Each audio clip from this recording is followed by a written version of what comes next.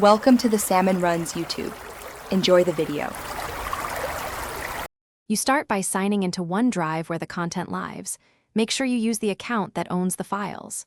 Once signed in, locate the top-level folder you intend to share and verify you have owner or full control.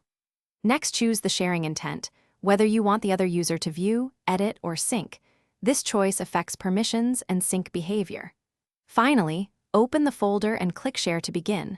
This is the first actionable step toward full access. Once you click Share, use the permission drop-down to select Can Edit or Can View. You control whether they can sync or change files. Then enter the other user's email and add a short note if needed. Press Send or Copy link depending on your workflow. If you need tighter control, click Manage Access or Advanced to add Azure AD groups, set an expiration date, or disable download for view-only links. Make sure you review inherited permissions to avoid accidental wider access. After sharing, confirm the recipient accepted the invite and can open or sync the folder. Ask them to report any error messages. Once done, reopen Manage Access to verify the exact permission granted and remove any unintended entries.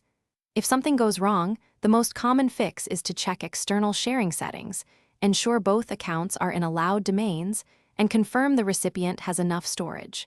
If sync or access still fails, instruct them to reset the OneDrive client or update it to the latest version. Thanks for watching. Consider subscribing if we helped you.